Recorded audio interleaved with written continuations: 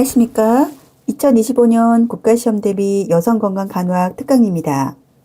우선 1학년 입학해서 졸업반이 되기까지 열심히 달려오신 우리 졸업반 학생들에게 격려의 박수와 그리고 조금 더 힘써 주시기를 당부드리는 응원의 박수까지 같이 보내드립니다. 저는 타 대학교에서 여성건강간호학을 가르치고 있고요. 이번에 여러분들 특강을 맡게 된 교수 권영순이라고 합니다. 여성건강간호학 특강은요, 이론에서와 같이 각 6장으로 구분을 해서 각각의 개념과 개념에 따른 문제풀이 형식으로 구성해 보았는데요. 다음 슬라이드를 보면서 이야기해 볼까요? 자, 여기 1장이 있는데요. 1장은 여성건강의 이해이지요. 여성건강의 이해에서는 전체적으로 여성건강이라는 핵심 개념을 정확하게 이해하시는 것이 필요합니다. 생리적인 기전보다는 개념적인 것을 알고 이를 설명할 수 있는 것이 핵심이 될 수가 있겠고요. 2장은 생애 전환기 여성이죠. 크게 여성의 생애 전환기 측면으로 볼 때 월경과 폐경이라는 두 개의 핵심 단락을 이야기를 해볼 거고요. 3장은 생식기 건강 문제의 여성인데요. 생식기와 관련된 건강 문제, 이를테면 종양이라던가 감염 질환, 그리고 구조 이상, 또 난임 등 이러한 것들에 대해서 설명을 하고 간호하는 것을 알고 계셔야 합니다. 1장부터 3장까지는 개념과 그리고 생리적인 기전 등을 알면 쉽게 이해를 하고 또 풀 수 있는 문제들이 집중되어 있다고 한다면 4장부터 그 다음 6장까지는 여성건강간호학에서의 실질적인 여성의 건강 문제와 직결되는 많은 문제들이 있고요. 이를 해결하기 위한 문제 해결형의 문항들이 많이 출제가 되는 챕터입니다. 크게 임신과 그 다음 분만, 그리고 뭐가 있을까요? 출산 후 산욕이 있죠. 여기에는 다시 정상과 그 다음 고위험이라고 하는 것으로 나눌 수가 있는데요. 그러면 임신기 여성에서는 무엇을 알아볼 수가 있을까요? 정상 임신과 고위험 임신. 그 다음 분만기 여성에서는 마찬가지로 정상, 분만, 기전. 그 다음 간호 이러한 것들을 살펴볼 거고요. 그 다음 고위험, 분만, 간호가 들어가 있겠죠. 자, 그 다음 마지막으로 나와져 있는 산욕에서는 마찬가지로 정상, 산욕, 간호. 그 다음 뭐가 있을까요? 네, 맞습니다. 고위험, 산욕, 간호. 이러한 것들이 각각 구분되어 이제 분류가 되는데요.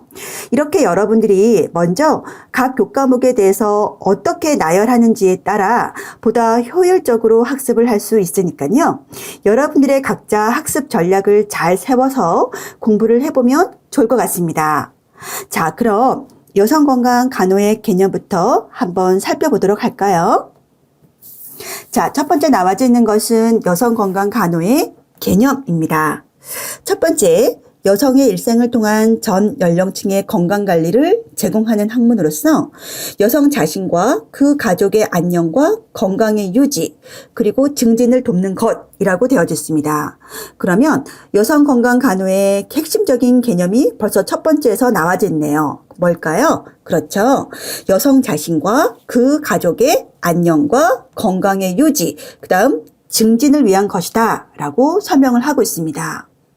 자, 그 다음 두 번째는 가임기 여성뿐만 아니라 신생아, 남편을 포함한 가족 전체의 건강관리에 관심을 가지게 되죠.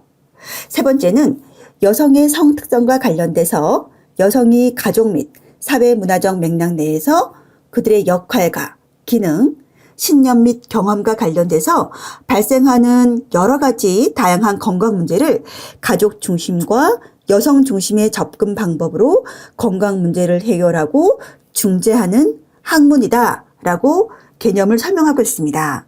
그러면 여기에서 우리가 핵심적으로 우리가 아까 이야기했던 것처럼 여성 자신과 그 가족 전체의, 그 다음 여기서는 뭘까요? 가족 중심과 여성 중심의 접근 방법으로 건강 문제를 해결하고자 한다라는 것이 키워드가 될 수가 있겠죠. 자, 그 다음 두 번째는 여성건강간호의 목적인데요. 목적은 크게 넓은 의미의 강의의 목적으로 구분을 할 수가 있고요. 그 다음 두 번째는 협의의 목적으로 구분을 할 수가 있는데 우리가 한번 개념을 또 살펴보도록 할까요? 여성의 성특성을 중심으로 생식기관, 생식작용, 출산과정, 어머니의 역할뿐만 아니라 여성의 전 생애를 통해서 건강 유지, 증진, 질병 예방 및 또 뭐가 있을까요? 회복과 관련된 편치 않음을 탐구하고 간호를 한다라고 되어져 있습니다. 자, 그 다음에 두 번째 여성 건강 간호의 목적으로 여성은 가족 구성원의 핵심이므로 가족 중심의 접근법을 적용해서 여성 개인뿐만 아니라 가족 전체의 건강을 도모하고자 한다라고 되어져 있습니다. 세 번째는 여성의 입장에서 여성 중심 접근 방법으로 여성이 자신의 건강 문제를 인식하고 지식을 습득해서 스스로 결정하고 조정하는 능력을 갖도록 해준대요. 자, 그 다음 마지막으로 나와지는 것은 여성 건강 간호사는 여성의 가치와 신념을 존중하고 경험을 함께 나눔으로써 옹호자, 교육자, 지지자, 직접 간호 제공자의 역할을 할 수가 있다라고 기술을 하고 있습니다. 자, 이렇게 넓은 의미로서 여성 건강 간호의 목적에 대해서 살펴보았다면, 자, 그 다음 좁은 의미로는 어떤 것이 있냐면, 여성의 성특성과 관련돼서 사춘기부터 폐경기 이후에 여성이 가족 및 사회 문화적 맥락 내에서 발생하는 문제를 가족 중심과 여성 중심적 접근 방법을 사용해서 건강을 관리하고자 한다라고 되어졌습니다. 그러면 우리가 조금 전의 슬라이드와 그리고 이 슬라이드를 통해서 여러분들은 무엇을 이해할 수가 있냐면 공통적인 단어가 계속적으로 나오고 있다라고 알 수가 있습니다. 뭘까요? 그렇죠. 접근 방법이라고 지금 계속적으로 언급을 하고 있습니다. 자, 그래서 세 번째, 이 접근 방법에 대해서 우리가 가족 중심의 간호와 그 다음에 여성 중심적인 간호로 두 가지로 구분을 해서 설명을 해볼 수가 있는데요.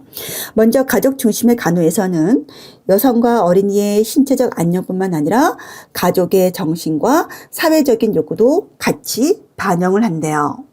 개인과 가족의 건강 증진이 함께 이루어져야 함을 강조를 하게 되는데요. 중요한 키워드는 뭐예요? 개인과 가족의 건강 증진이 함께 이루어져야 한대요. 그래서 이를테면 우리가 가족 중심의 간호라고 하는 것은 참여분만, 자연분만, 모자동실, 가정분만의 부활 등 이러한 것들도 해당이 되고요. 그 다음에 난임 등 이러한 것들도 다 가족 중심의 간호로 생각을 해볼 수가 있습니다. 자, 그 다음에 가족 중심의 간호에서 기본 원리가 되는 것은 일단 가족은 충분한 정보와 전문적인 지지가 주어지면 간호를 결정할 능력이 있고요. 출산은 가족 생활에서 정상적이고 또 건강한 사건이다라고 되어졌습니다. 또한 출산은 새로운 가족 관계의 형성에 있어서의 시작이다라고 지금 가족 중심 간호에서 기본 원리를 설명을 하고 있고요. 자, 그 다음에 여성 중심적 접근 방법을 좀 살펴보도록 할까요? 여성주의의 기초를 해서 여성을 이해하고 여성을 그들의 삶 전체를 고려한 총체적인 존재로 인식을 하면서 여성의 입장에서 그들의 건강 문제를 해결하는 것입니다. 여성을 스스로의 힘과 결단력으로 환경과 끊임없이 상호작용하면서 이러한 상호작용을 통해서 스스로 조정하고 또 결정할 수 있는 힘이 있는 존재로 이해하는 것을 우리는 여성 중심 간호다라고 이야기할 수가 있겠죠. 자, 그 다음 네 번째는 여성 건강 간호학에서의 간호 대상은 누구냐라고 되어졌죠. 우리가 전의 슬라이드에서도 계속적으로 이야기하고 있는 말이 뭐예요? 여성 개인뿐만 아니라 그 가족까지 같이 생각해 보아야 된다라고 지금 이야기를 하고 있지 않습니까? 자, 그래서 마찬가지로 첫 번째 여성을 포함한 그 가족이 대상자가 되고요. 임신과 분만, 육아는 모성의 일만이 아니라 가족 전체의 하나의 과업이다라고 설명을 하고 있습니다. 그러면 여성 건강 간호에 있어서의 범위는 어떻게 될까요? 여성의 생식기관을 포함을 해서 생물학적인 특성뿐만 아니라 사회문화적인 지위와 역할에 따른 건강 문제를 포함을 해서 정치, 경제, 법적인 것 등 새로운 건강 문제가 주요 쟁점으로 나타나 그 범위가 점차 확대되고 있다고 합니다. 그래서 우리가 여성건강 간호다라고 했을 때 단순히 여성의 생식 기간에만 국한을 하는 것이 아니라 그 여성이 가지고 있는 여러 가지 사회 문화적인 역할, 지위, 이러한 것과 관련된 건강 문제, 이런 모든 것들을 다 확대시킬 수 있는 것이라고 여러분들은 생각을 하셔야 됩니다. 자, 그러면 여성건강 간호사의 역할은 무엇일까요? 일단 첫 번째는 간호 제공자가 있는데요. 충분한 지식과 숙련된 기술로 가족 중심, 여성 중심적인 간호를 제공해 줄 수가 있고요. 자신에게 맞는 건강관리 방법을 선택하도록 지지해주고 또 대안적인 정보를 제공해주는 옹호자의 역할도 하게 됩니다. 자, 그 다음 세 번째는 자가간호와 자가검진 등의 교육을 통해서 스스로 여성 자신의 건강을 유지하고 또 증진할 수 있는 능력을 갖도록 해주는 교육자와 그 다음 상담자의 역할을 하기도 하고요. 또 여성건강 간호사는 연구자로서의 역할을 하기도 하는데요. 연구를 통해서 근거 중심의 간호를 제공해 주기도 합니다. 자, 그 다음 마지막으로 전통적인 여성관에서 벗어나 여성의 역할 모델이 되는 역할 모델의 역할까지 하게 되는데요. 그러면 우리가 지금 여성 건강에 의해서 여성 건강 간호라고 하는 것은 무엇이냐라고 하는 개념적인 것을 살펴보았잖아요. 그러면 이와 관련된 문제는 어떠한 유형이 많이 나타나는지 우리가 다음 슬라이드를 통해서 살펴보도록 할게요. 자, 첫 번째는 다음 중 여성건강 간호에 적절한 접근 방향으로 옳은 것은 무엇이냐라고 질문을 하고 있는데요. 답은 뭘까요? 네, 답은 4번입니다.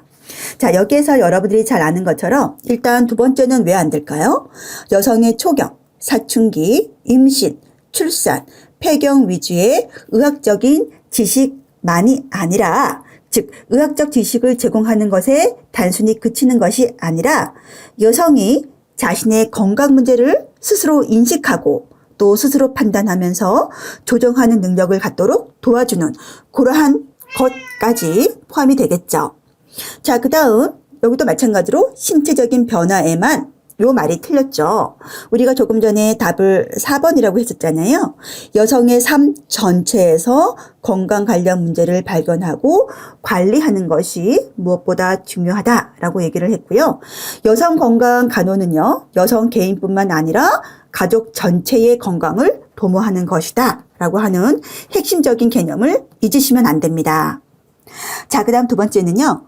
여성건강 간호에서 가족 중심의 접근 방법으로 간호중재를 진행해야 하는 건강 문제는 무엇일까? 라고 질문을 하고 있는데요. 여기는 답이 뭘까요? 네, 답은 5번입니다. 자, 난임 같은 경우는 우리가 특히 임신과 출산 가족을 지지하는 간호에 초점을 둘 수가 있었잖아요. 즉 가족 중심의 접근 방법이라고 하는 것은 자, 그런데 난임이라고 하는 것은 결과적으로 부부가 함께 검사를 하고 또 남자에게 원인이 있는지 여성에게 원인이 있는지 이렇게 서로 부부가 함께 검사를 하고 문제의 원인이 어디에 있는지를 찾아야 하는 과정이기 때문에 여기서는 당연히 가족 중심의 접근 방법으로 간호중재를 진행해야 하는 건강 문제는 당연히 5번이 되겠죠. 자, 세 번째는 여성건강 간호사의 옹호자의 역할로 옳은 것은 무엇이냐라고 지금 질문을 하고 있는데요. 자, 뭘까요? 답은 5번이 되겠습니다. 건강과 질병에 대한 적절한 정보를 제공하고 의사결정을 하도록 도와주는 그러한 역할을 하는 것이 우리가 옹호자의 역할이라고 규명을 할 수가 있겠죠. 자, 다음으로는 성의 개념인데요. 일단 성의 개념에서는 성이라고 하는 것이 있는데 성별을 구분하고 성행위 또 성관계를 모두 지칭하는 개념이면서 남녀 생식기의 구조와 기능에 따른 차이와 남녀 심리, 사회적인 성 역할의 차이, 인간의 성 욕구로 표현되는 인간관계를 포괄하는 개념이 됩니다. 그러면 우리가 성의 개념에서는 당연히 여러분들은 용어적인 것을 잘 구분을 할 수가 있으셔야겠죠. 자, 먼저 첫 번째 나와져 있는 것은 섹스라고 되어져 있죠. 생물학적 성이라고 우리가 지칭을 하게 되는데요. 즉, 섹스라고 하는 것은 생물학적 측면으로 본질적인 관점에서의 성을 말하는 것이고요. 남녀의 성기 결합과 같은 신체의 한정된 개념이다라는 것입니다. 자, 그럼 두 번째, 젠더라고 하는 것은 사회문화적, 실리적 환경에 의해서 학습되어진 후천적인 성을 의미하게 되고요. 남녀의 역할이라고 되어져 있는데요. 다시 말해서 젠더라고 하는 것은 개인이 태어난 이후에 사회적, 문화적, 심리적인 환경에 의해서 학습되어진 후천적인 성을 의미하게 되고, 생물학적 성이 절대적으로 남성과 여성의 정체성을 결정하는 것이 아니야 라고 강조를 하게 됩니다. 그래서 그렇게 강조를 하기 위해서 등장한 개념을 우리가 젠더라고 이야기를 할 수가 있고요. 자, 세 번째 섹슈얼리티라고 하는 것은 포괄적 의미에서 성을 의미하게 되는데, 생물학적 뿐만 아니라 사회문화적, 성 역할, 이러한 것들을 같이 포함을 하게 되죠. 섹슈얼리티 개념은요, 성적인 감정과 성적으로 맺게 되는 관계를 포괄하는 개념이게 되는데, 성적인 욕망과 성 정체성, 성적 지위 등 이러한 것들을 같이 포함을 하게 됩니다. 자, 이렇게 우리가 두 번째에서는 용어적인 것을 좀 구분을 해보았다면, 그 다음 두 번째는 성 정체성이라고 하는 것은 무엇인지를 조금 더 명확하게 규명을 좀 해보도록 할게요. 성 정체성은 자신이 어느 한 성별에 속해 있다는 것을 알게 되면서 시작이 되는데요. 생물학적인 요인과 생식, 해부적 요인, 양육 방식, 성장 과정에서의 경험 등에 의해서 3세 정도의 형성이 되어서 이후에 지속적으로 발달을 하게 됩니다. 자신의 성에 대해서 갖는 느낌이라든가 태도, 인식을 의미하게 되고요. 동성과 이성 관계를 유지시키는 인간관계의 시작에서 출발점이자 원동력이 되기도 하죠. 성 정체성이라고 하는 것은 그가 속한 사회에서 여자 또는 남자로 특징 지어질 수 있는 행동 양식을 비롯해서 태도, 가치, 인성 특성 등 이러한 것들을 의미를 하게 되고요. 대인관계 유지와 애정 표현의 기본 수단이면서 자아 정체감을 성립시키도록 도와주기도 합니다. 성적 오리엔테이션으로 자신을 남자 혹은 여자로 편안하게 느끼는 것을 우리는 성 정체성이라고 이야기해 볼 수가 있는데요. 자, 다음 슬라이드에서는 이와 함께 성교육과 성상담이라고 하는 것을 조금 살펴볼 필요가 있겠습니다. 전체적으로 성교육과 성상담은 어려운 내용은 아니지만 그래도 간혹 가다가 우리가 성교육을 할 때 혹은 성상담을 할 때 바람직한 태도는 무엇일까? 이렇게 질문을 하기도 하잖아요. 자, 그래서 첫 번째부터 쭉 10번까지 나열이 되어져 있는데 한번 읽어보도록 하죠. 실시 전에 궁금해하는 것을 파악을 해볼 수가 있대요. 개방형 질문과 또 폐쇄형 질문을 사용해 볼 수가 있고요. 성교육의 내용은 논리 중심보다는 주제라던가 또 문제 중심으로 구성을 할 수가 있어야 됩니다. 자, 세 번째는 대상자 수준에 맞는 성교육을 제공을 해야 되고요. 학습 집단은 남녀 혼성 집단으로 편성을 하는 것이 바람직하대요. 그래서 남자는 남자끼리, 여자는 여자끼리 이렇게 하는 것이 아니라 남녀 혼성 집단으로 편성을 하는 것이 바람직하다라고 생각을 하시면 되죠. 자, 다섯 번째는 성에 대한 지나친 흥미나 비하감을 갖도록 하면 안 되고요. 성에 대해서 조숙하거나 미숙함에 대해서 열등감을 느끼지 않도록 해야 되고, 문제가 있는 대상자, 즉 성폭행 경험이 있다거나 그러한 대상자들은 상처 입지 않도록 각별히 주의를 해야 되는 것이 있고요. 전문 용어를 사용을 하면서 사실적이면서 구체적으로 그리고 직설적으로 설명을 해야 될 필요가 있겠죠. 그래서 특히 8번 같은 경우에는 굉장히 중요하고요. 당연히 열린 마음과 태도를 취하고 있어야 되는 것은 누구보다 여러분들이 잘 알고 있을 것 같고요. 성에 대해서 긍정적이면서도 확고한 가치관을 능동적으로 습득할 수 있도록 도와줄 수 있어야 됩니다. 그래서 이렇게 우리가 쭉 10번까지 나열이 되어져 있는 여러 가지 방법 중에서 그래도 여러분들이 다른 것들은 다 잘 이해할 수가 있겠죠? 그렇지만 2번, 4번, 8번 이러한 것들은 여러분들이 조금 더 주의 깊게 보시면 좋을 것 같아요. 자, 그러면 우리가 성교육과 성상담, 그 다음에 성개념 이러한 것들에 대해서 어떠한 내용들이 우리가 문제화 될 수가 있는지 한번 살펴보도록 할게요. 자, 성개념에 대한 설명으로 옳은 것은 무엇이냐라고 되어져 있는데요. 자, 무엇일까요?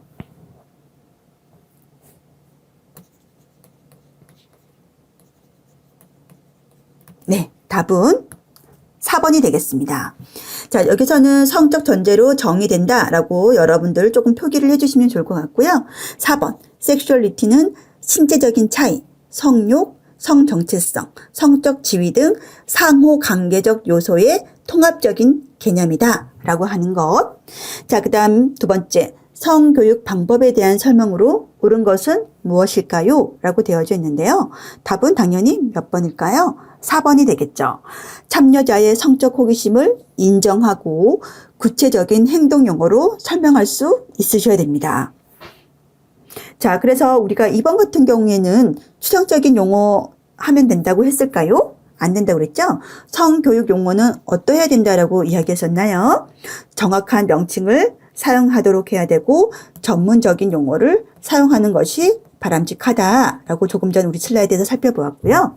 자, 그 다음에 3번도 마찬가지로 단일 집단으로 진행을 하는 것이 아니라 혼성 집단으로 편성을 하는 것이 바람직하다라고 이야기했습니다. 자, 5번은 왜 안 될까요? 비슷한 내용의 질문을 반복적으로 받을 때는 당연히 반복 대답을 해주는 것이 바람직하겠죠. 자, 그래서 여기에서는 답이 4번이 되겠습니다.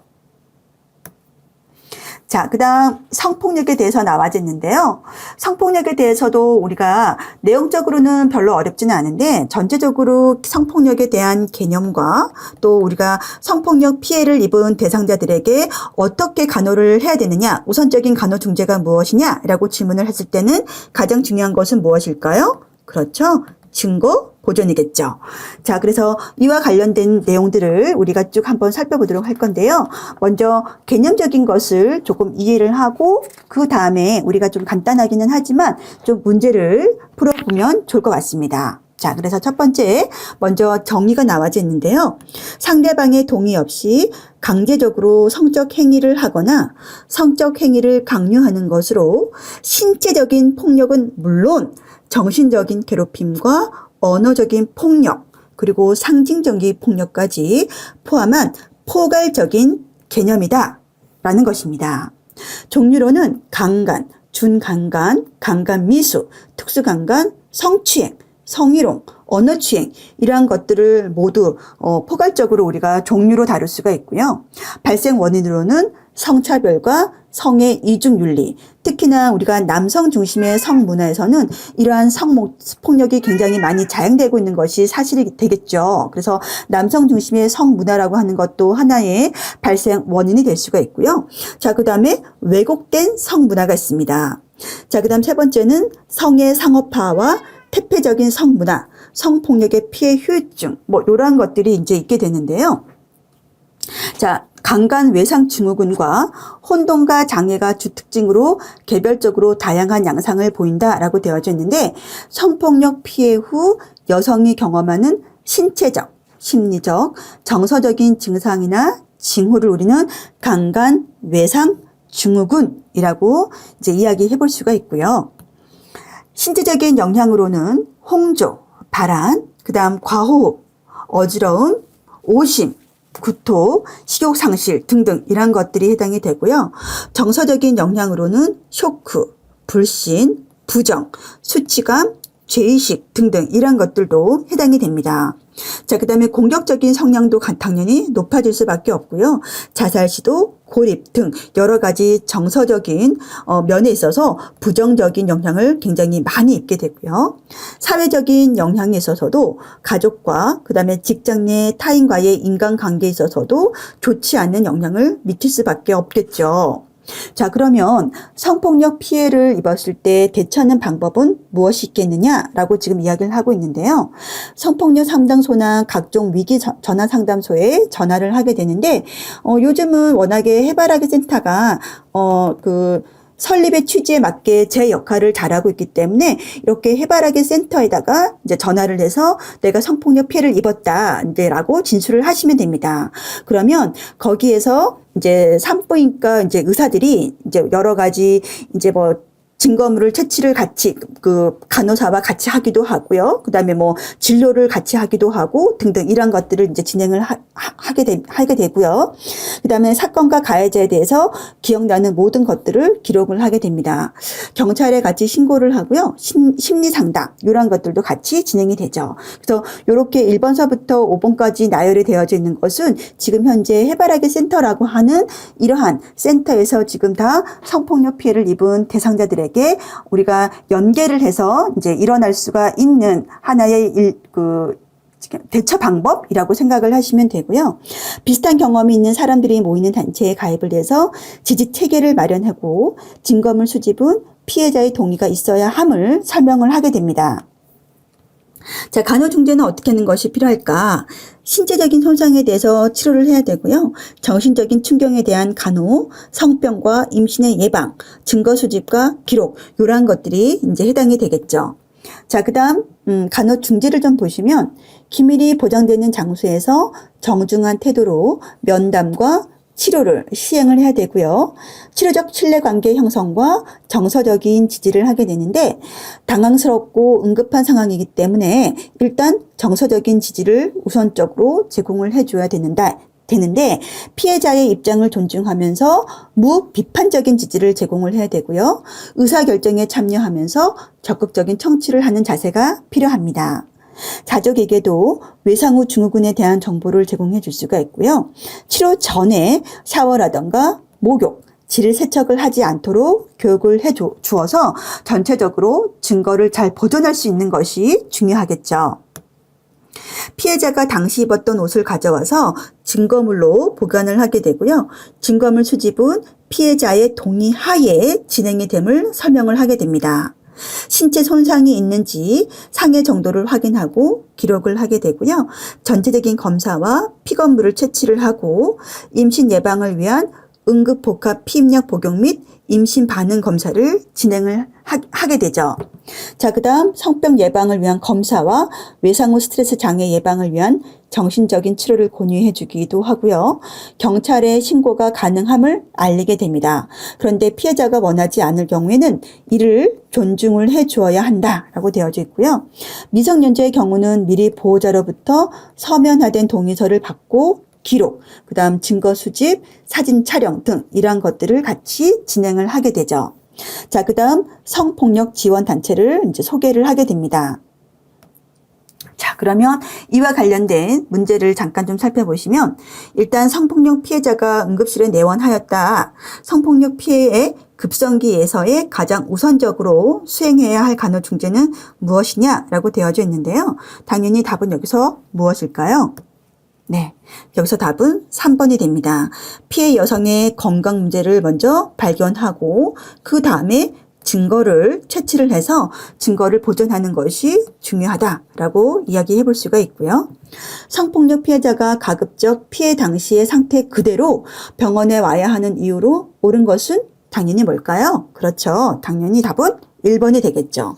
증거를 잘 보존하기 위함입니다. 그래서 이렇게 성폭력 피해자가 그때 당시에 그때 당시에 피해를 입었던 그 당시에 옷을 그냥 그대로 입고 와서 빨거나 또 내가 샤워를 하거나 그러지 않고 그냥 그대로 와가지고 속옷을 봉투에 넣어서 이것을 국과수에 보낸다거나 이제 이러한 것들을 진행을 할 수가 있겠죠. 물론 여기에는 이제 경찰이 개입을 해서 경찰이 국과수에다가 보내고 이러한 역할들을 하게 됩니다. 자, 어쨌거나 여기에서 우리가 증거 보존이라고 하는 것이 굉장히 중요하기 때문에 강간 피해자가 가급적 피해 당시 그대로 병원에 와야 한다라는 것을 여러분들이 잘 이해할 수 있어야 됩니다. 네, 이렇게 해서 우리가 1차 시에는 여성 건강에 의해서 특히 여성 건강의 개념과 성 건강의 간호 이렇게 우리가 좀 살펴보았거든요. 생식기 건강 사정에 대해서는 우리가 이번 시간에 깊이 있게 다루지는 않았지만 전체적으로 생식기에 대한 건강 사정도 여러분들이 추가적으로 한번 이제 학습을 해보면 좋을 것 같습니다. 자, 그러면 우리가 2차 시에는 생애 전환기 여성에서 월경 간호와 그 다음에 폐경 간호를 살펴보도록 할 건데요. 그럼 2차 시에 만나도록 하겠습니다.